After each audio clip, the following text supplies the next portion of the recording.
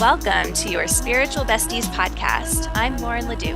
And I'm Rashida McCoy. We're here to laugh, cry, learn, and connect with you. We discuss anything and everything from our everyday lives to the magical, mystical, and woo-woo. So take a deep breath, grab a cup of tea, and set an intention to receive, because you deserve it, bestie.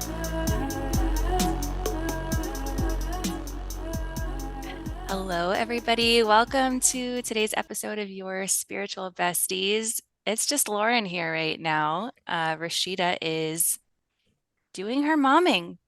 Sometimes kids come in with very important emergencies. This one today is putting Moana on TV for her 4-year-old Maciana.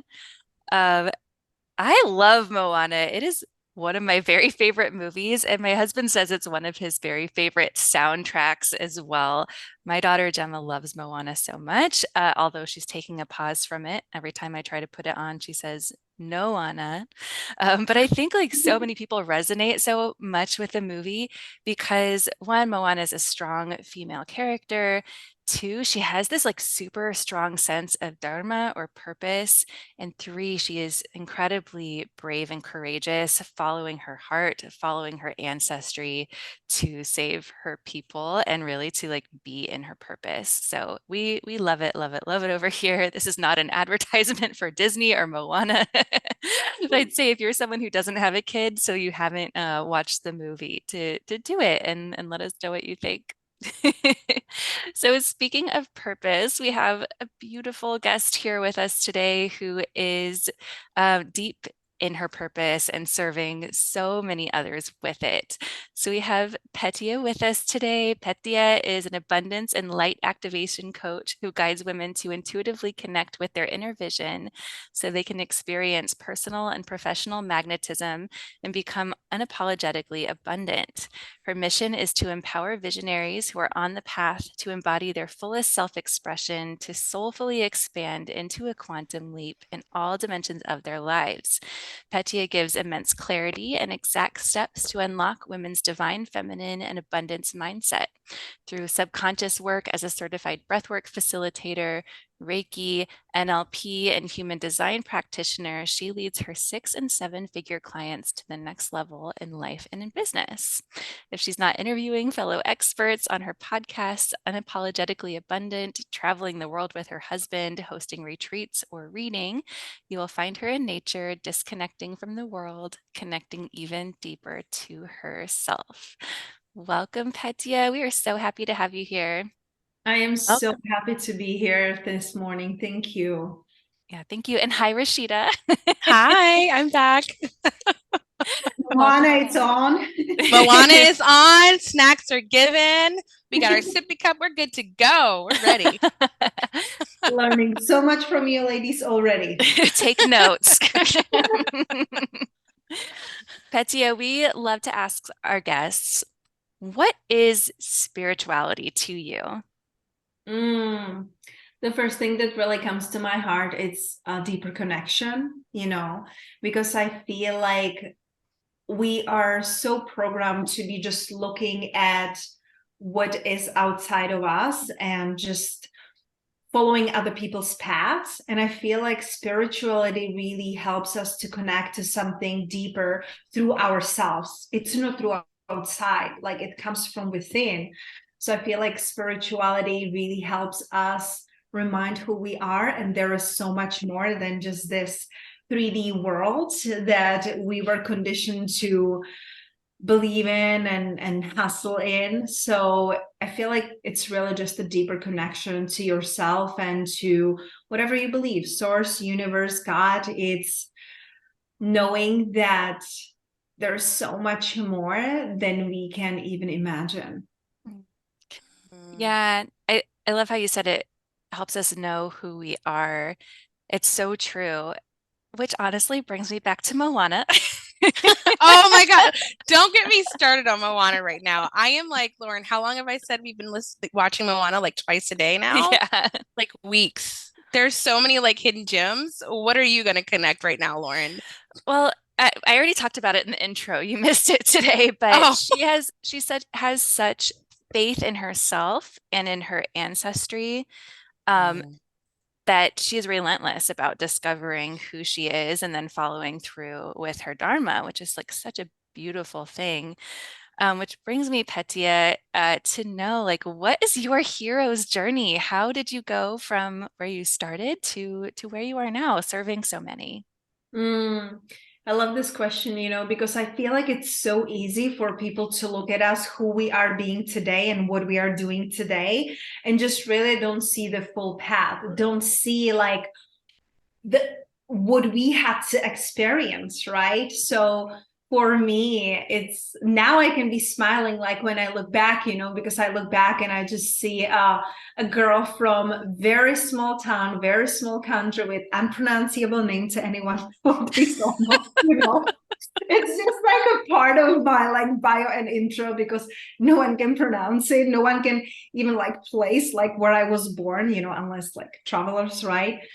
So I grew up in scarcity. And when I say scarcity, it's different than poverty. Like I want to bring that up. It's not like I lived in a tent and I didn't have, like my family didn't have money for food, not that, but scarcity of like love and the affection and just that warm. And you both are moms, so you understand like that warm feeling of I'm wanted, I'm desired, I'm meant to be here. So my parents were working a lot. My stepfather was, physically and mentally abusive to me, not to my younger brother. And it just made me feel that there is something wrong with me, because if there wouldn't be, why would people who are closest to me treat me this way? And so I learned from very young age, one, people please, any recovering people pleasers here, right? And two, it was just like outsourcing my happiness, outsourcing my worthiness. And that was happening up until I would say around, my Saturn in return, when I learned about it a few years ago, I was like, that makes so much sense. Like everything, when I was like 28, 29, everything crumbled and I just couldn't keep going the way I was going. And everything had to start changing, because I was struggling with eating disorder for almost 2 decades, harming myself, harming my body, toxic relationships, abusive partners, undercharging everything I was doing in jobs and things like that. So really not seeing my worthiness, really not seeing myself, like, why am I even here? Which led me when I was 18 to attempt a suicide, because I was thinking back then to myself, if this is life, I don't want it.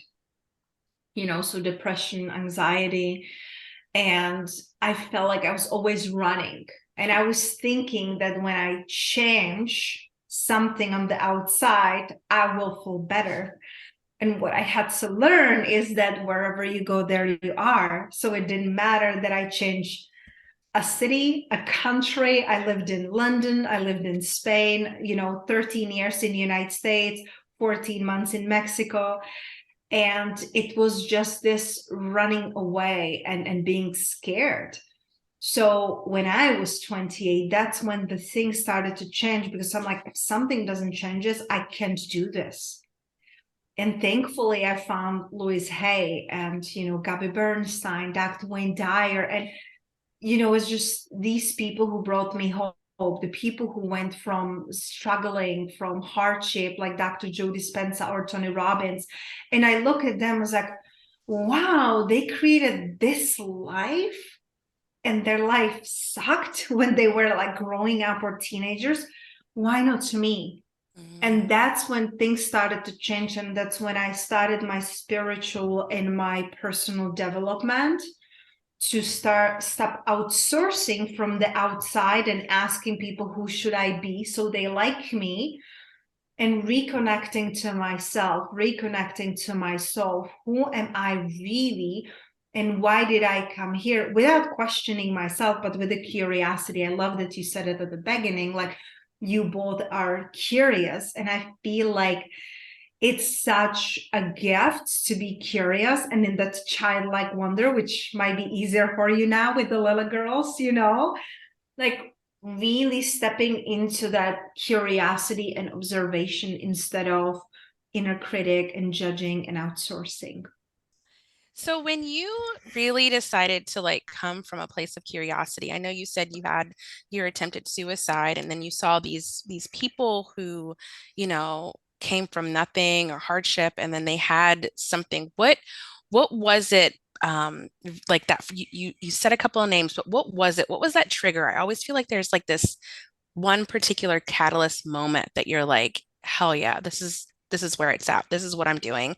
And I don't give a fuck about what anyone else says. What was that moment for you?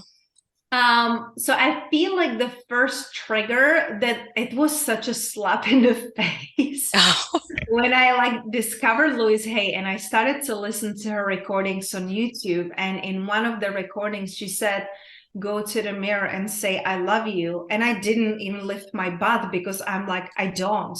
I don't even like myself. But that was the first time that I said it out loud. And it was like, oh my gosh.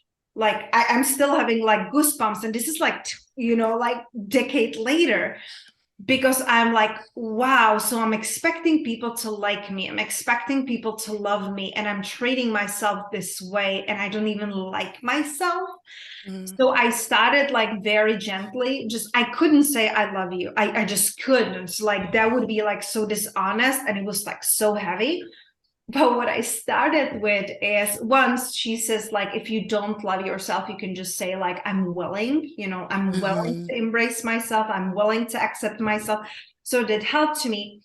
But like vocally saying it or thinking it, it just didn't feel like a truth for me. And so what I started to do is just anytime that I pass a mirror, I would wink at myself. It was just like the path of least resistance. So I feel like that was like the first like trigger slap in my face. I'm like, oh damn, I gotta change something. And then I feel like another big one was so I was married, I got divorced, and then I was dating a guy for almost 5 years. And like 4 years in, like, like I was expecting like big gesture or something, proposal or whatever. And instead of that, and that's funny because I'm just realizing it was like a few days before my birthday, which is tomorrow actually. Oh. I received a very long and very detailed email from his lover that he was sleeping with for 3 years. Like so many details. But this allowed me to, first time in my life, to trust my intuition, because like the 3 years before, we went to a club, we lived in Las Vegas. His friend was manager in a club. We always get a great booze, drinks, blah, blah, blah. And back then he was talking with a girl, nothing else, just sitting and talking. I started crying out of nowhere. And I couldn't understand it. And he was like, you're hysterical, you're dramatic. He was pissed at me. Let's go home. Like, why are you making scene? Like, I would never betray you, blah, blah, blah. And I find out, of course, in the email, that was the night that they met the first time. My intuition knew. And she told me. And when I realized that, like, I gave him like a second chance, and a few months, of course, it didn't work out. Thankfully, thank God. It didn't work out because I'm happily married and pregnant now with my husband, who treats me like a queen, and it's really faithful, loyal man, very supportive. So I'm super happy that sometimes we don't get what we want, right? Like the bubble of protection. But that was when I realized I really have to trust what I feel, what I see, how my intuition feels in my body. And it was just so like heart opening. And of course, it took me a few months to like integrate it and start trusting it. Then I started to see someone, and I started to feel like, oh, he's treating me like a goddess. He's, giving me massages, bringing me flowers, doing dinners. Then I find out I wasn't his only goddess. I'm like, we gotta break this pattern. And that was the moment when I really decided to devote to myself, to become the best lover I ever had, devote myself to fully to my growth, because I lost myself, I lost the sense of who I am, and I stopped listening to my intuition, to my body, in order to please the man and Yeah. be the good girl, to be the good girlfriend. So that was the moment, Rashida, when I'm like, hell no, I am not doing this ever again. I will rather be alone than feeling this way. And it's not the man. You know what? It's not like men are bad, men are cheaters. It was the way I saw myself. It was the way I Mm-hmm. treated myself that allowed them to just do whatever they wanted to do and just attract. I'm like, oh, better to be with kind of okay men than being alone. No, no, no, no, no. So that's when I shifted, changed treating myself differently, started to bring in the feminine energy, started to bring in the embodiment. And that's when I attracted my husband 5 years ago. Oh my gosh. Okay. We're gonna get into what you do now, but like these two like stories. Okay. When you told me about sorry, us, Lauren, I know you here, but I'm so in right now. Lauren, when you told us, Petia, that you could not say I love you, look in the mirror and say I love you, like I literally have this like full body like emotional experience because that was me as well. I remember there was a point in my life not too long ago, right, that I realized I wasn't really like looking at myself in the mirror. Like I was like looking to make sure I didn't have anything in my eyes, like my nose was good, like my face was clean. I was looking that way, but like really like looking at myself and seeing me for who I am. I realized that I was not doing that. And Patia, I had to ask the same question, like, why is this so hard? Right. So when you said that, like, I totally resonated with that moment as well. And then you were talking about these men, and I'm so glad that you like brought up the fact that it's not the guys. Like, we like to so often like put that on someone else, but when we like really stand in our power and take that back for ourselves, you said, oh man, so good. You said, I truly became devoted to being my best lover. You know what? It's I just told Lauren this last week. I just started a book and I have to like I listen to them from here and there, outside of Moana. I can't remember the author's name, but it's called Pussy, a Reclamation. I Oh read my it. God. You've read it? Yes, I did Ah, a couple years ago. Yep. it's like, damn, where was this book when I was like in my early 20s? Like, Mhm. and it's like the same thing. Like we gotta like do our own thing first. Like we got to be our best version of ourselves. We got to know what power we have down here. Like look at her, like take her in. Like this is our powerhouse.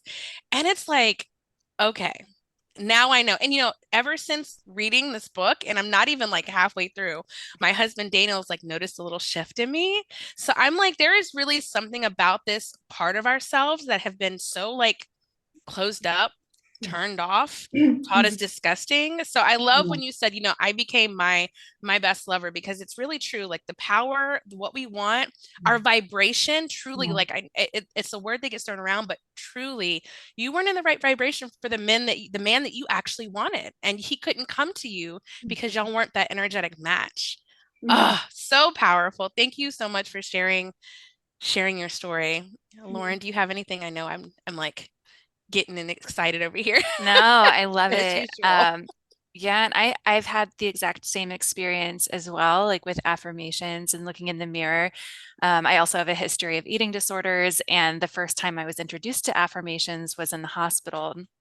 I was a teenager, and I couldn't even look in the mirror and say any of that. I just thought, like, this is so stupid. Like, who actually would do this, and like who actually feels this way about themselves?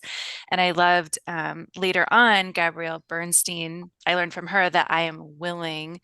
I love that like bridge between like not believing and like embodying the belief. It's like, well, I'm willing to believe this because I know like I sure as hell don't want to feel the way that I do right now.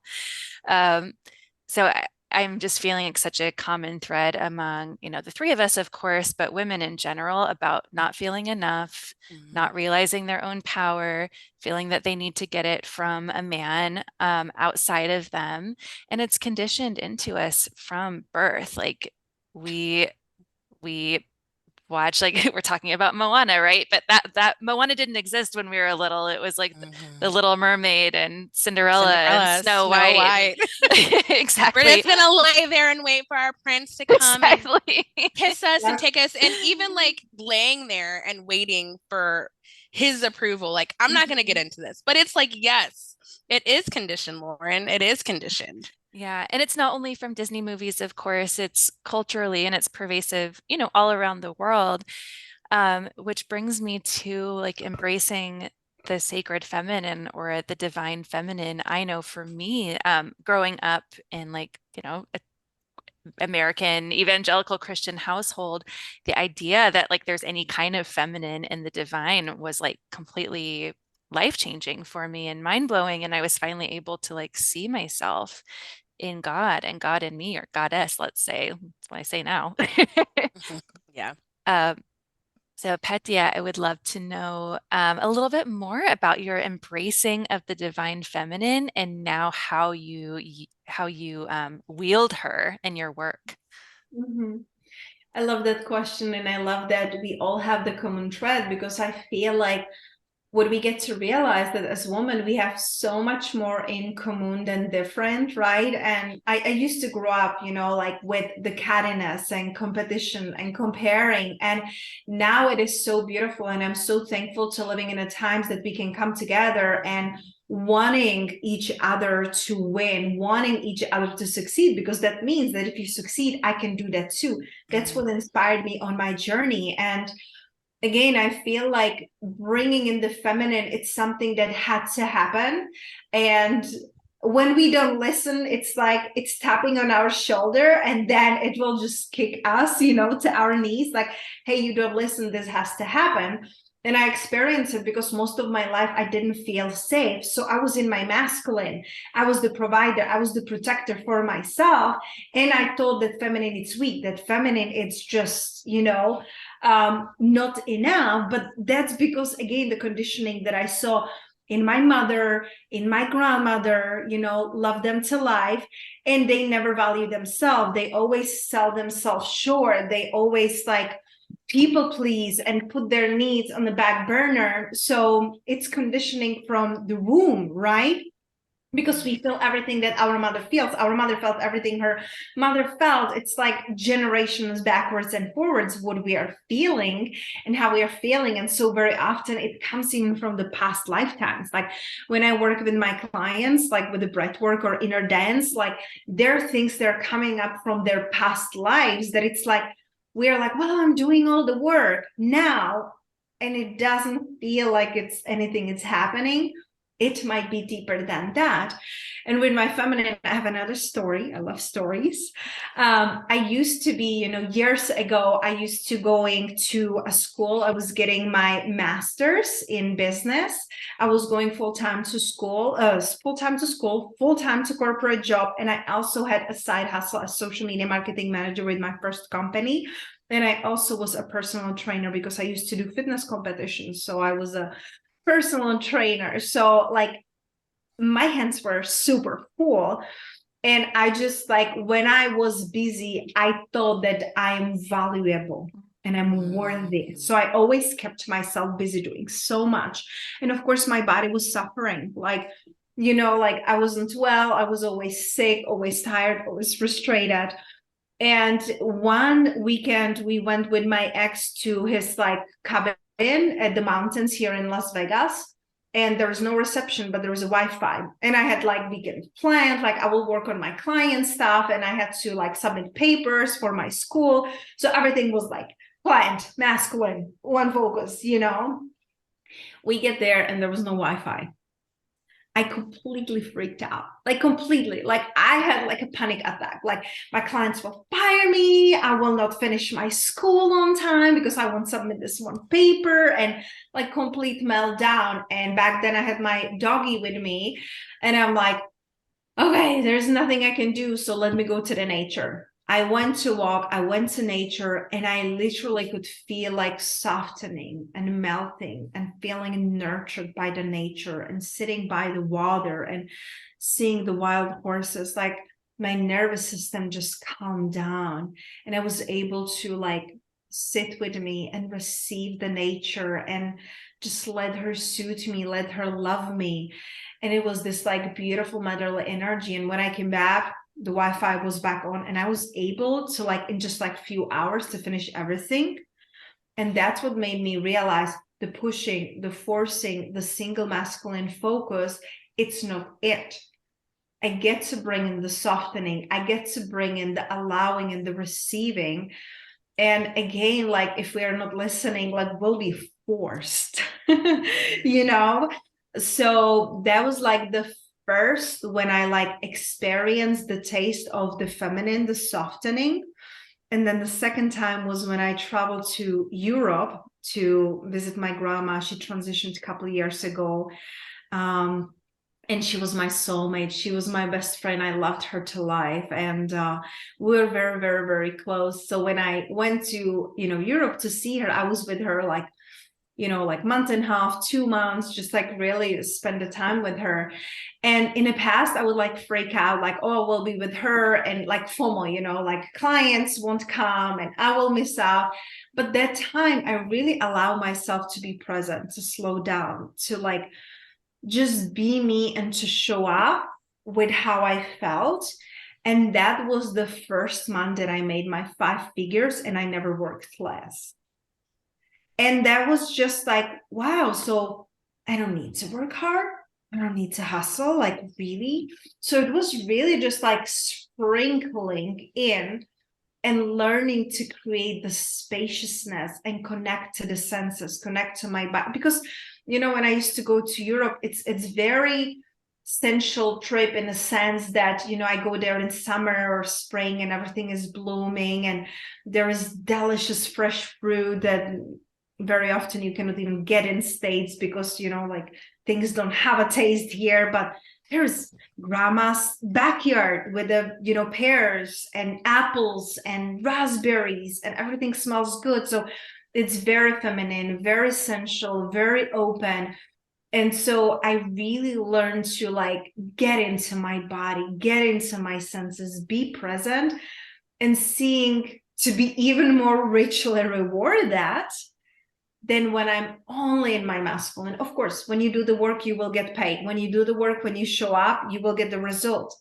But how does it feel? Are you checking off your list? Like most of my life, I was checking off the list and doing all the right thing, and it never felt right. It never felt fulfilling or fun or freeing. It was like, you have to do this to get this, and that's it. Well, when you step into your feminine, and again, masculine, it's not bad. Feminine, it's not be all, do all. How can we bring in the harmony? How can you create the state of when is the time to go and step into the masculine? When is the time to flow and embody your feminine? Yeah, thanks for sharing that. There is like this cycle and this give and take in a way. And I appreciate you sharing that story. I'd love to know now, as an entrepreneur, someone who works with women, I can absolutely relate. I still feel this tension sometimes where I like go too far in my masculine, and then even just like Sunday, I woke up with a stiff neck and my shoulder hurting, and I was like, okay, message received, body. I'm going to relax and receive. What kind of like awareness practices do you do now to be able to hold the capacity that you do hold? I love that question so much. And what really feels good to me these days and what I'm practicing, it's starting my day with the feminine. Because in the past, I would like wake up, grab my phone, grab my laptop, check on my payments, check on my emails, and like being so much in my head. So I allow myself, and like especially in pregnancy, like being 6 months pregnant, like forget the first trimester. The first trimester, it's like I don't want to be adulting. I just want to like get through this and not feel sick. But pregnant or not, I just feel like pregnancy really showed me the beauty of the feminine and embracing it even more, because I created practices of being in my feminine, being in my senses, being in my body upon rising every day. So I make sure that I create spaciousness for myself. And I know like some of you have a little kid, so you're like, yeah, spaciousness, good luck with that, right? Enjoy while it lasts. But I honestly feel that it doesn't matter if you have 2 hours like I have now, or if you have a 5 minutes, just waking up and connecting to your body, waking up and feeling your breath flowing through your body. Even if you're just in a shower, just close your eyes and feel the water, or just like put essential oils or some like natural creams on you. It's the softening, it's the feminine, it's the being present and embodied, like connecting with the highest version of you. So I connect with her every day, and every day it's a little bit different. Sometimes I like take a shower, sometimes I just breathe through my body. I do affirmations, meditations every morning, and then I journal. And I journal because I feel like when we write down things, it's like bringing the non-physical into the physical, and it's just like free flow. And there are like different practices that I do with the journaling depending on what is important to me right now at this moment. So right now at this moment, I'm focusing on attracting my soulmate clients, because through the pregnancy, it really changed who I want to work with and what I'm available for and what I'm not. So that's what I'm practicing now, and also like really reminding myself of why am I an amazing mentor? Because sometimes when you're in your own bubble for way too long, you forget, right? So those are my practices in the morning, and then I step into the masculine. Then I look at what is on my calendar, what is on my schedule, what am I promoting today, what am I focusing on today, what is the like one thing, because we can always write a never-ending to-do list and then feel like frustrated in the end of the day. But I really ask myself, what is my top priority? If I do only one or two things in the end of the day, I will feel fulfilled. So I focus on those that will make the biggest difference or make everything else unnecessary. And then I step back into the feminine, into the receiving mode. So after the masculine, like there is like this conscious opening and closing my business, because we work from home, right? Many of us, not all of us, but I work from home, and sometimes it's challenging because you can find yourself at 8 p.m. looking at your emails, right? So I like consciously open and close my business in a way, like I just light up the candle or incense. I'm like, okay, spirit of my business, I'm open now. And I open and then I close. And when I close, I ask myself, like, what am I allowing myself to receive? Is it receiving delicious food? Is it receiving foot massage? Is it receiving cuddles from my dog? Is it receiving walk in the nature? Is it receiving kisses? It's like allowing yourself to be back and end the day in your feminine. It made a huge difference, not only for me and how am I feeling, and also like noticing, it's funny enough, usually like they're unexpected or sometimes expected money coming in, usually when I'm in energetically receiving mode. It's not when I'm busy and working and doing throughout the day. It's when I like, okay, I'm in a space to receive. And that's when, next day I'm like, oh, I receive a payment or a client send the application. So it's beautiful to have this, but it also like influenced and bettered my relationship with my husband. Because it's like, again, we can be in our masculine for the whole day and night is ending and you talk about your work and you're, feeling stiff. And I feel like when we can soften in the feminine, it's beautiful for everyone. I love that. So it sounds like creating boundaries for you has been really helpful, as well as like being very intentional about receiving and being in like sensuality. It's amazing, like we could be receiving in every single moment because our senses are engaged and we're living lives as humans. But I think when we're so deeply in our masculine, we kind of cut that off. So like we could walk by a beautiful flower and not even notice it, or eat a meal without even tasting it the whole time. So those are all really beautiful reminders. And yeah, and it's going to be a dance too once baby comes, I'm sure. Rashida and I have talked about this before, but I've worked for myself for a long time. I had hours really to spend in self-care every day. And then suddenly everything changed all at once. So I like your reminder that you can take 5 minutes if that's what you have. And setting up those potent times of being present, of receiving, of being in the feminine is going to impact the rest of your day. So I really appreciate that. What's coming up for you, Rashida?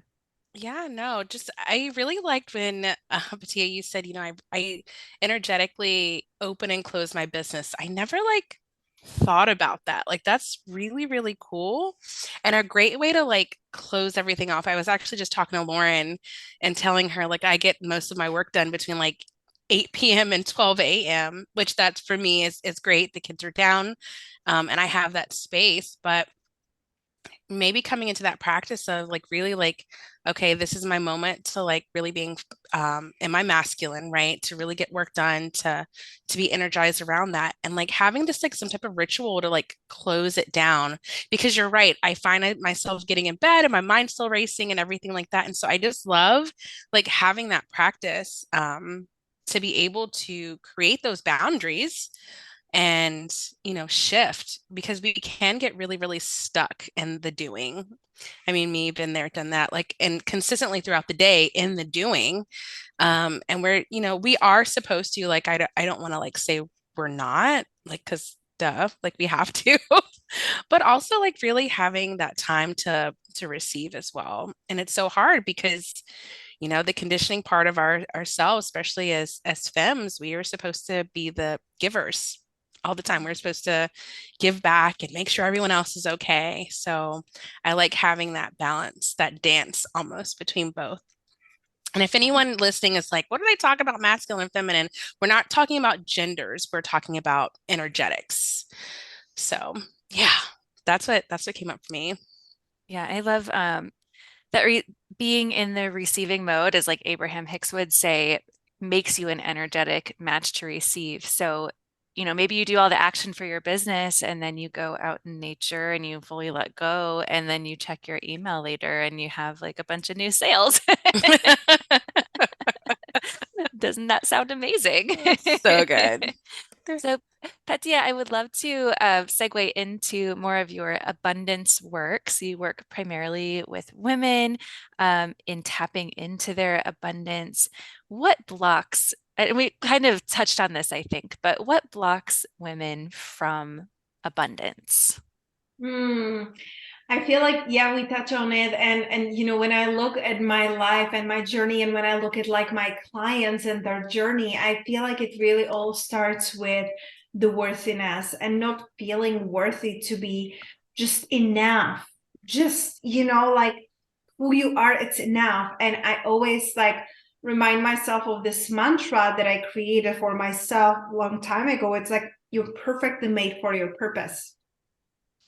When you realize that, when you can really like grasp that, it's going to like open up so many possibilities, because you will stop trying to be like everybody else and modeling everybody else's success, but you define what real abundance means to you. For some, it can be like luxurious bags and Gucci, and for me, that doesn't turn me on. I love, like, I'm Taurus and my sun sign, I'm Taurus, so I love comfort and I love beautiful things. But for me, it's not like I am striving for Louboutin's shoes. You know what I mean? So it's like, what is the abundance for you? For me, abundance, it's waking up every single morning in a place that I absolutely love, that I feel great about, and waking up without alarm and having the freedom to be and do whatever I want, working with women who really light me up and inspire me, and just remind me that what I am doing and who am I being, it's meaningful and it makes a difference. And having the freedom to like invest in the things that light me up. Like, I retired my mom. I was, when my grandma was here, I was buying everything for her, like her groceries, her furniture, like everything. And I was so thankful I could do that, because that hasn't been always the case. When I was still, working through my limiting beliefs of not seeing myself as lovable and worthy, I was undercharging and I was overworking. And I had to go through that sometimes, back to Abraham Hicks, we get to experience the contrast to see what we don't want. So we know now even more clearly what do we desire and what do we want. And that was happening throughout my life with money, with relationships. So now, like when I'm activating abundance in other women, it's bringing them back to themselves. They don't come to me like, I want to be like Petia and I want to do everything she's doing. Well, that's my way. Yeah. That's my way, and what feels good to me. So we go really deep into their healing, ancestral healing, and activating the abundance in them so they really see themselves as worthy, and they allow themselves to do it simply and easily. Because again, you can create abundance in your life and be working from I don't know where to I don't know where. It's not going to be fulfilling. And women that I work with, they want to have a free time and travel and be with their family and just be present and enjoy life versus just working all the time. So it's bringing them back to themselves, reconnection to their soul, reconnecting to their desires, and really seeing how they can be richly rewarded for being themselves. So many women that I connect with, they're still undercharging. And it's a couple things that I'm seeing. One, when something comes to us easily as women, we feel guilty to charge for that. Like when women used to tell me in the past, like, oh, like I feel so good to be around you. Like, like I'm like, what do you mean? Like it was just like, oh, your energy is great. And I didn't get it back then. How can I charge for someone just to be in my presence and just to share things that work for me, right? So, I used to, like when I started my coaching, I was charging like $100 a session. Now I'm charging $1,500 a session. And it was a gradual growth because I could see how my life changed, how my clients' life is transforming, how they're getting. And it's not that they're getting 10 times than income, which, happens and many times over, but I was seeing all their life changing, abundance in all of the areas, their health, their relationships, like how they're feeling in life, how they wake up, the energy they're having. It's so life-giving and they're feeling alive. So it's really activating that like abundance and possibilities for you in your own way, for your own people, doing it from a place of soul.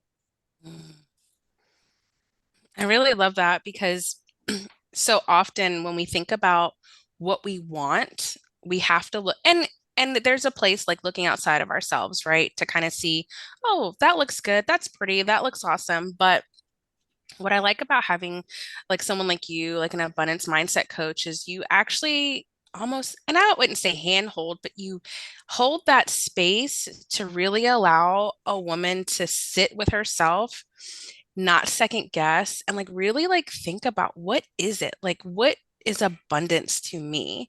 Because initially growing up, it's like abundance is having the money, having the cars, having the house, having all these things. And even for me, when I left my full-time corporate job, I knew I wanted to be home with my daughter.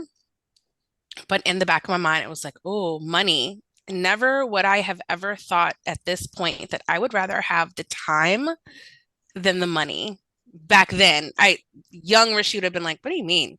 Time, no money, but you can have both. And that's what abundance is to me, like having the time, having the flexibility, allowing myself the space to like really truly be in my own energy and be me, not necessarily clocking in somewhere, walking away from my feeling. Like that is abundance for me.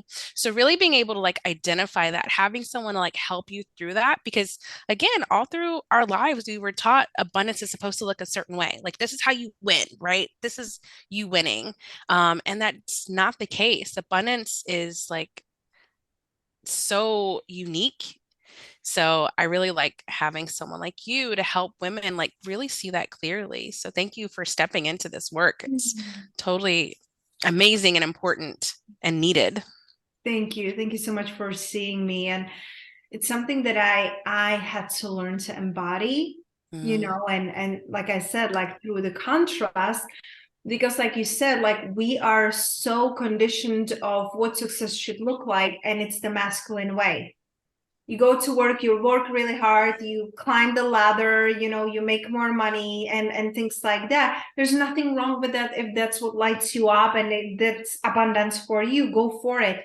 But the thing that we're also forgetting is that we have a different cycles and different rhythms because of our period, because of our connection and our cycle. We don't work the same way as men.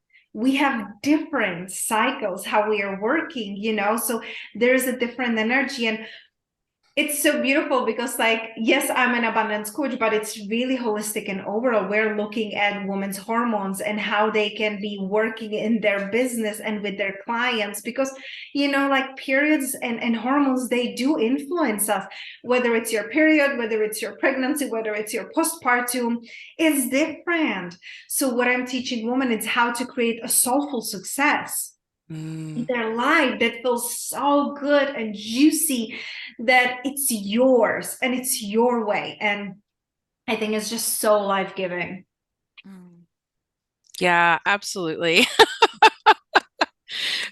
I love all of this so much, and I wish we had another hour to keep talking because this conversation is so juicy. But I would love to ask you, how can our listeners work with you?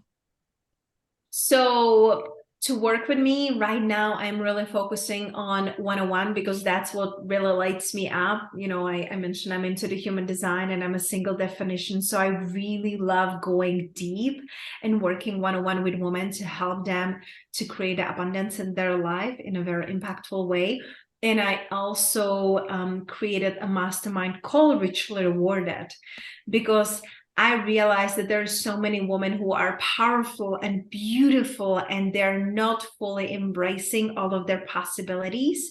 So everything that I have learned on my journey for the past decade in my business, I'm teaching them and giving them everything so they can really create the soulful success in their life in a very safe, loving, supportive environment. So they have all the tools that helped me to create their own way of abundance. And you've talked a little bit about some of the shifts that you've seen with your clients. I'd love to know maybe like your single biggest success story with the client. It's so hard. Oh my gosh, that's so hard. Like single, it's really hard because like I look at my clients and it's just so beautiful. So if I may, I would love to use like two different examples. Sure. One Abundance. is, yeah, like you cannot just stuck me in a box. And I want to be very respectful of our flow and time. So I feel like two women who like really came to my heart like right away. One was Candice, my client that I met a couple of years ago. And when I met her, she was working as an accountant and she was working like really hard in a corporate, and she was making around $1,800 a month, working really hard. And she knew about like her psychic medium gifts, but she was not really like embodying it confidently. So we started to work on her like programs and her confidence and embodying and money mindset, relationships, struggles, because she was the one, and many of us did it. I did it too. She was the one who was waiting for a man to save her, so she didn't want to like expand too much because like, what if my man doesn't like strong women, right? So we had to clear all of that out. And now we're still working together, but now she has a business. She left her corporate, like, I think she left her corporate like month and a half of working with me, but she built her business. She has like signature programs and she's making multiple 5 figures now. She lived in beautiful like locations and created just so much freedom. And it's so beautiful to see her walking in her purpose, like really unapologetically, like she's really embodying her truth. So that would be one. And the second one, it was a beautiful example because my client Elizabeth, she was an artist. She is an artist. She's a painter. And when she hired me, she was like, I'm just like stuck with my finances. I want to make more money. I want to sell more. Like she hired me to make more money. And the funny thing is that she realized that the money was really just a cherry on the top. she realized what she had to change. It was her conditioning, because she grew up in very strict Catholic family, that there was like one way of living and she didn't want to live that way. And so we had to work on those like limiting beliefs, and she deepened her relationship with her parents that she never had like before. She was able to deepen her relationship with her partner without like getting married and doing it the right way. And after we did this, like it was like a couple months after working together, when she hired me, she had like money for the first month's payment. She was like, Petia, I don't know how I will pay for the second month. She was like, I don't have the money. I'll figure it out. 2 months working together, she made six figures through her sales. She never done that before in her life. She used to like struggle, you know? So it's just so beautiful to see, because she was like, oh my gosh, like I came here to make more money, but I received so much more. Like her self-expression, doing the things that she really loves, connecting with her family, rewriting all the generational patterns and beliefs, being in love with the man that she was like, can I do it? Can I do it? So she really created a rich life. And the money, it's fantastic. But if you have the money and your health and your relationship sucks, it's not going to be fulfilling. So I really love seeing my clients to changing in very holistic way, like everything changes. So I feel like those would be like the two that come to my heart. Yeah, I love to know. I know we're getting close to our time, but I always like to look at it from a lens of someone like who's new stepping into spirituality. What would make someone like that want to work with you? What would be the one thing that you're like, yes, you should come on board. Like I can totally help you with this. What would that be? Oh, I love that. It's such a like deep, broad question, you know? And you know, like I really feel that so often women, they're one in their masculine and they feel like there's something wrong with them, something has to be fixed, something has to be changed, something is broken. And they feel like I need a strategy, you know, I need a strategy, just tell me how to do it, I want to do it. But what I do with my clients is I create very loving, nurturing space when they feel safe, when they can get back to their truth and themselves. So I have the strategic side because, you know, I have my MBA, I have my marketing degree, been there, done that. But I'm blending it with the spirituality, with the inner connection with the divine, with the beautiful modalities that I'm, you know, using Reiki, breath work, you know, inner dance. It's very beautiful and feminine, the connection. So I feel like to work with me, it's to transform completely your whole life. Hmm, amazing.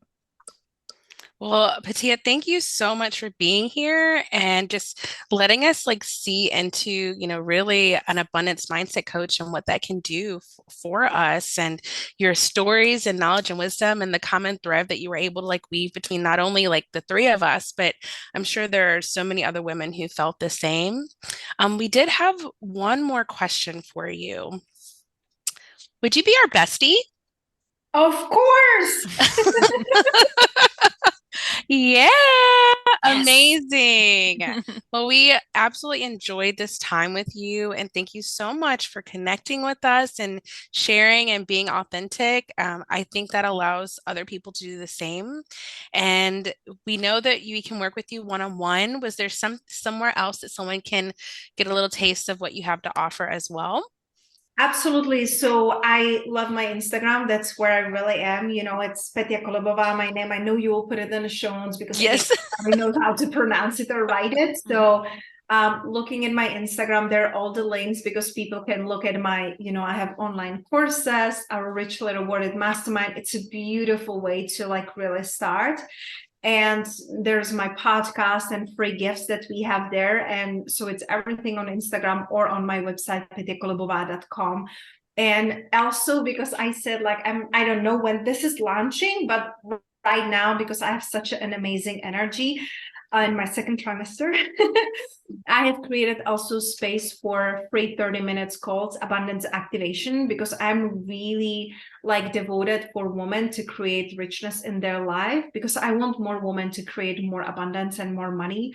so we can really focus on the things that matter to us. So I'll send you the link so you can also put it in the show notes for the 30 minutes free abundance activation call, when women are really walking away, knowing their blocks, seeing their limitations, and having actionable steps on how to rewrite that.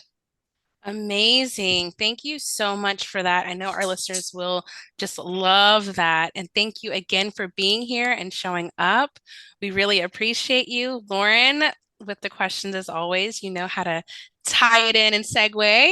And Petia, Lauren, y'all have a great day. And everyone at home, thank you so much for being here. We'll see you soon.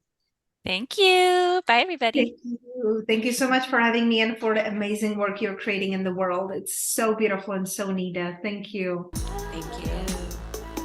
Thank you so much for joining us for this incredible episode. If you loved it, don't forget to subscribe, leave a review, and tell all your besties about us. You can also connect with us on Instagram at Your Spiritual Besties podcast. And be sure to say hello and share your thoughts about the episode. Love you, bestie. Talk soon.